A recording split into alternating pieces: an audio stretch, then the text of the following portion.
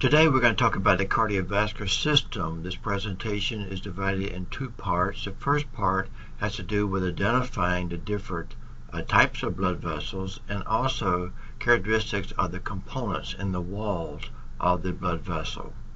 Part 2 has to do with characteristics of the heart, a little bit about blood flow regulation, and finally about disease states of the cardiovascular system.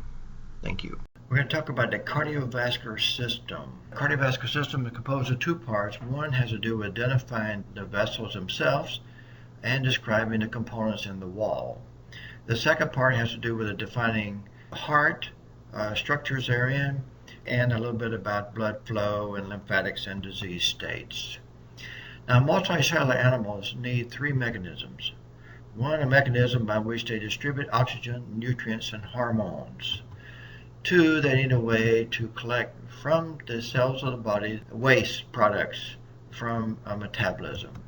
And three, they need a way to transport the waste products to excretory organs. So they need those three mechanisms. And this is brought out by the cardiovascular system. The cardiovascular system is composed of two sets of closed vessels. One go into the lungs and one go into the rest of the body. They're open only to each other in the heart. So one goes to the lungs to get oxygen and discharge carbon dioxide, goes back to the heart, and then the other one, through the aorta, goes through the different portions of the body, the head, neck, legs, everywhere, taking oxygen, nutrients, hormones, and bringing waste back to the heart for the first capillary network to take it back to the lungs to discharge the carbon dioxide. Two sets of closed vessels open to each other at the heart. So here we see the cardiovascular system. Here's the heart, the blood vessels therein, liver, kidneys, blood vessels. So there are different blood vessels along the way in this system. The heart is the main source of blood pressure. It is the source of the blood pressure. When it contracts systole, it raises the blood pressure. And then the first set of arteries are elastic arteries. They conduct and maintain the pressure during diastole. So when our heart contracts, that produces pressure, and then the elastic arteries recoil, as we'll talk about a little later on, to maintain the pressure during dystole. Muscular arteries distribute and maintain pressure. Arterioles is the source of peripheral resistance. That it resists the flow. Some flow does go through, but it regulates the amount of flow that's coming through. For the metabolic exchange, which occurs in the capillaries and the venules, and in the venules is a source of edema. Veins are large reservoirs, and large veins are larger reservoirs. Large veins also receive lymph from the lymphatic system, and they take blood back to the heart. So muscular arteries distribute blood and maintain pressure. Arterioles is the source of the peripheral resistance. After arterioles, there's no pulse, as we'll see later on. Capillaries, and here we see one endothelial cell, another endothelial cell. There's this nucleus and there's the cytoplasm. There's a lumen. There's another endothelial cells, others capillaries for metabolic exchange to occur. Venules, a kind of larger lumen. You can see the red blood cells, and this is a source of edema. So if we look at the pressure with the different blood vessels that we see here, in the aorta is exposed to high pressure. And you can see high up here and it goes down, but it doesn't go to zero. It doesn't go to zero because the aorta is helping maintaining it by the elasticity of its arteries, as we see. As you get to the arterioles, there are no further pulse. It's just a steady flow through the capillaries, going back to the vena cava through the larger veins. And so the velocity corresponds with the contraction of the heart, and then finally the velocity slows down during the capillaries, which has the greatest surface area, and then it picks up again, as we see. So these are the blood vessels you see there, and they're corresponding to these physical stress. In fact, the smooth muscle contract in the wall of these blood vessels, and that contraction reduces the caliber and restricts the blood flow. So the smooth muscle and the blood vessels do not squeeze and push the blood out. What it actually does is resisting the flow from the pressure of the heart. And it does that by the blood vessels in a state of tone. Now here we can see tone is a state of partial contraction. That is not fully contracted to do nothing, but nevertheless they regulate the amount of flow by reducing the caliber of the lumen. And here you can see a typical rabbit's ear with the arteries that we see through there.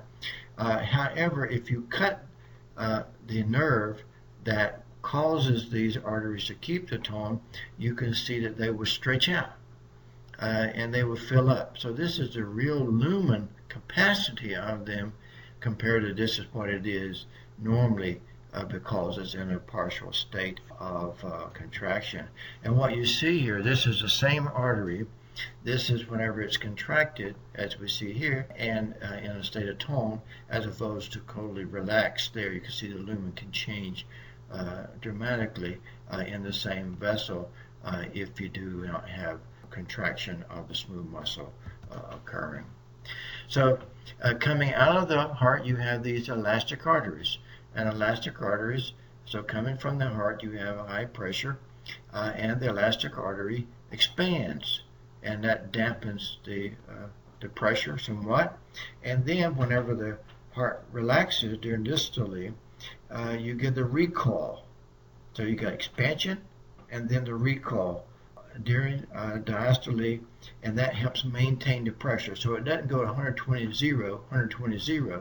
it maintains it because of this recoil in these elastic arteries. So the elasticity of large arteries close to the heart is important as it facilitates a more uniform blood flow. During the contraction of the heart, blood moves forcefully to these large elastic arteries. However, the elastic tissue stretches to compensate. This expansion of the lumen caliber dampens the pressure. During diastole, both the ventricular pressure and the resulting arterial pressure are low. The elastic of the wall recoils to its original shape to reduce lumen caliber and thereby maintain a relatively high arterial pressure. Now, how does this relate to arteriosclerosis? We'll talk about that in part 2. And so here we can see the blood vessels. This is coming out of the heart. This is the capillaries going back to the heart, and how they are responsive to metabolic needs and mechanical factors. If you have a high blood pressure, you have lots of smooth muscle and even elastic tissue. Less pressure, less muscle is needed, maybe lose your elastic tissue, and when you get to the metabolic needs, you only have endothelial cells. You don't have the other components of the wall. And then as you return to the heart, you have less smooth muscle, but you just also pick up some elastic tissue as you get to the large veins going back to the heart. So the blood vessels are structurally adapted for physical or mechanical factors and for metabolic needs. It all depends upon what is in need, and what it has to resist is going to be in the wall, and we'll learn the different layers of these walls as we go along. And so the heart is the source of the pressure. Macro vessels are large, micro vessels are smaller ones, the capillaries where you have exchange to occur. The vessel layers, the intima, media, and the adventitious, we'll learn as opposed to those in the heart, which is the endocardium, myocardium, and epicardium.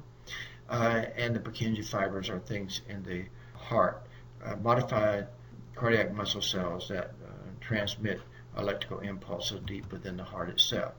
Here we see skeletal muscle, and we see some capillaries. There's an endothelial cell, there's red blood cells that are going through the little capillary. Here's arteriole, more capillaries as we see through there. Here we have arteriole, capillaries connect to venules. So you have a closed system within each of these two sets of vessels. Here's a capillary that has pericytes on this surface, and these pericytes are actually in the basal lamina of the endothelial cells. And here we can see one with a toluidine blue stain. Here we see the endothelial cells located in through there, this little capillary, and lo and behold, here's a pericyte right here. This pericyte is inside the basal lamina of the endothelial cell, and indeed may be migrating through to help clean it out. Here we see the pericyte and the endothelial cell lining this lumen, but you can see how they don't have other components of the wall, good for metabolic exchange.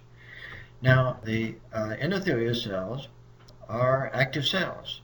Here we see they're thin, as you through here, blood capillaries or lymphatic capillaries. You can see the endothelial cells are quite thin.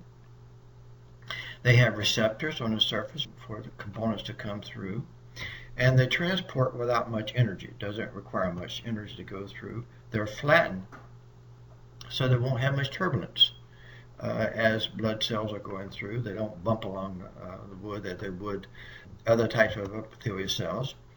And it's negative charge, and it's a non-wettable surface. It doesn't become wet.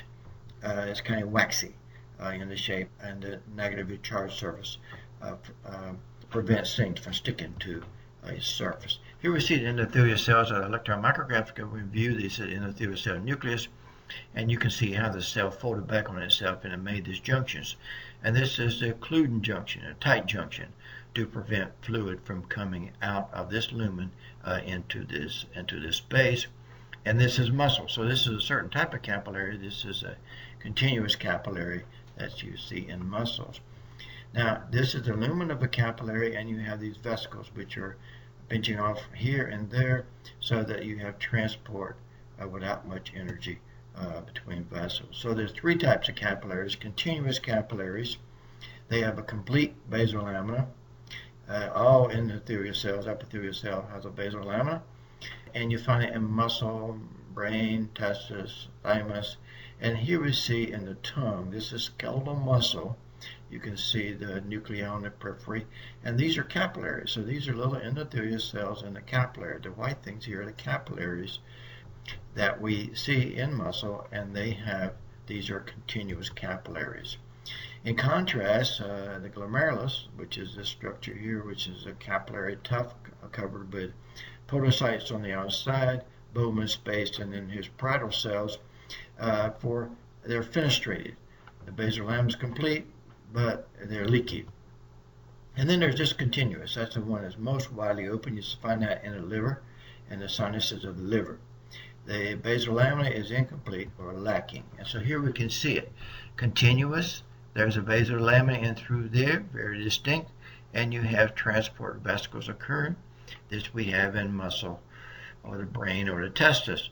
Fenestrated, you can see the little thin portions of the membrane where they actually kind of just have one membrane as opposed to two of the cell. The cell's very thin for fluid to go through, and you can see the basal lamina is continuous there. The sinusoidal, the basal lamina, and these are the endothelial cells we see here. The basal lamina is incomplete, and in fact there's gaping holes within the endothelial cell to let the hepatocyte be bathed in the space of these by the fluid therein. So this is the most tight, this is the most leaky. In terms of angiogenesis, what happens is one of the endothelial cells divide, sends out a little rootlet, divides by mitosis, produce two more cells and make vacuoles, and those vacuoles continuous with the lumen. And here you can see 60 hours after wound healing, where these larger vessels have, through mitosis and development of these vacuoles, have grown capillaries associated with the wounded tissue. Angiogenesis requirement for cancer to occur too. Now the way you classify vessels, one is the size, a caliber, one is the predominant things in the structure. In terms of size, you see this little capillary here is much smaller than this muscular artery, or than this large vein, or this venule, for example. And predominant structures in the wall. Nothing in its wall other than endothelial cells. Here we got muscle in its wall, and functions. Those are the three things that you classify blood vessels. And one of the things is what's in the wall. And so if you look at the The inside of the blood vessel, all blood vessels and lymphatics have the same cell, the endothelial cell. Some vessels have a subendothelial connective tissue, like the heart, for example, and some others have an internal elastic lamina, like this artery, for example. And then the next one, you have media, and that's where you have the smooth muscle. Sometimes you have elastic fibers in there as well, and you have an external elastic lamina as well. And then there's the tunic adventitious. This is a part that attaches to the other tissue. In large veins, you can have longitudinal smooth muscle. And also you can have vasa vasorum, or blood vessels. Here we see vasa vasorum right here. So we can see it right here, vasa vasorum. This is the adventitia, media, and the intima. In the intima, you can see the interelastic lamina, some connective tissue, and the endothelial cells. That is the intima. Media is a muscle, and you can see some elastic tissue in through there, maybe a little bit external elastic lamina is part of the adventitia. In slide 25, we're supposed to see a muscular artery and a large vein. So you see the media, muscle, and intima is the endothelial cells, and then the adventitia is connective tissue. Muscle, connective tissue. Less so, we have muscle with a larger lumen in terms of a vein, intima, and the adventitia. Again, we can see the internal elastic lamina is our artery. This kind of glassy looking thing.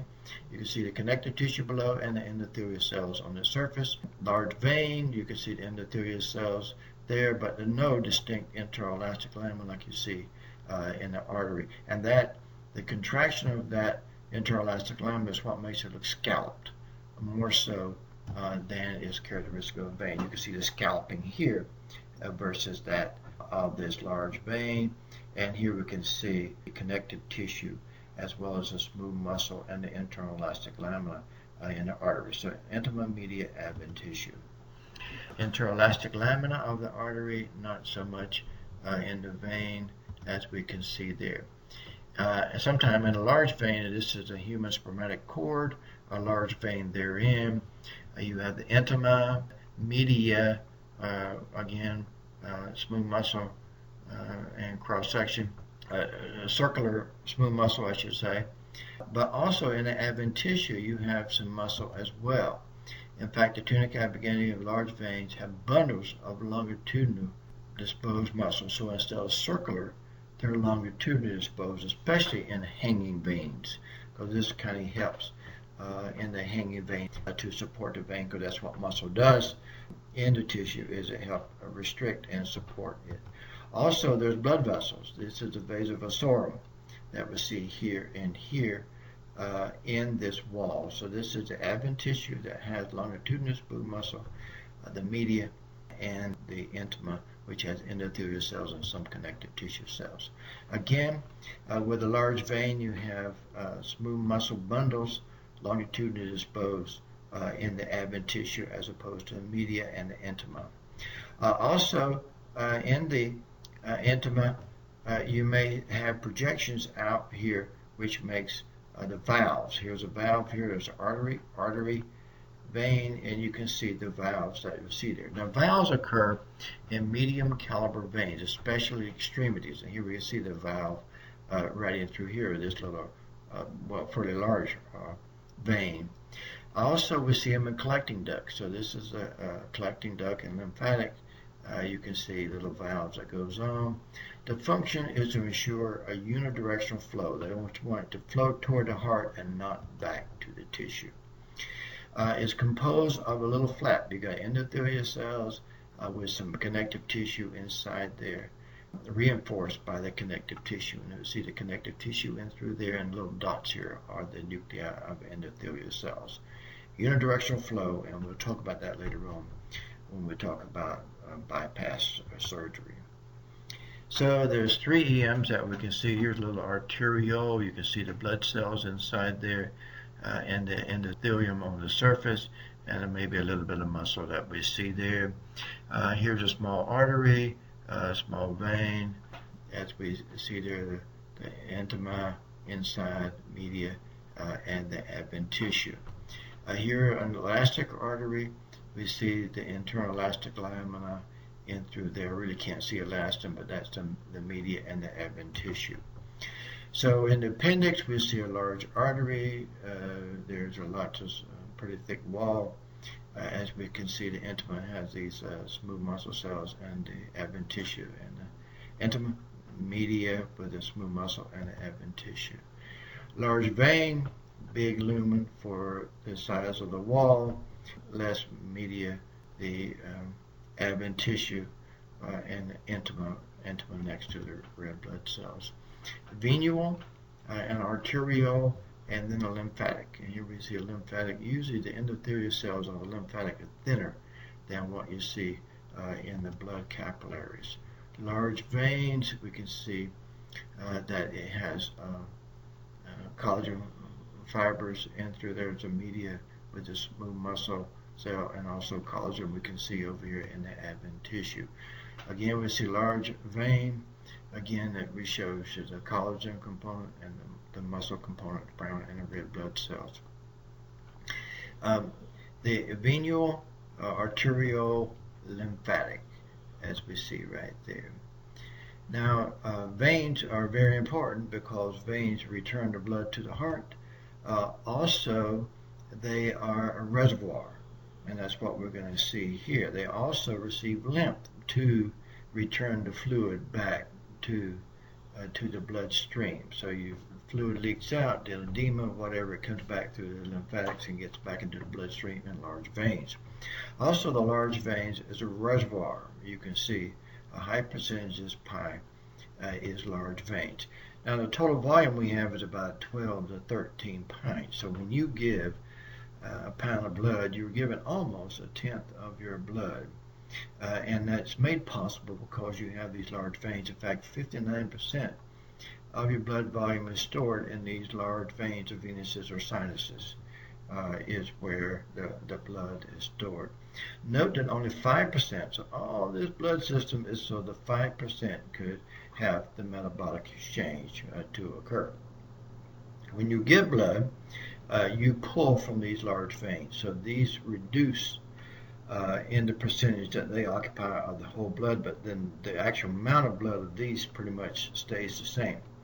What changes is the amount that's in these blood. So if you dropped a tenth of your volume, it would come from these large veins largely. You would still have a certain volume that would be in the capillaries.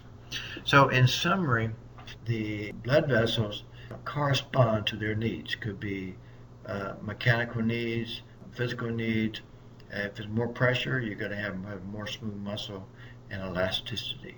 If you got metabolic exchange, you want to have nothing in the wall between the endothelial cells and the tissue that you are providing nutrients from and getting waste from. As you go back toward the heart, you got less smooth muscle than you have in the arterial side, with less pressure, but also you can pick up some elastic tissue.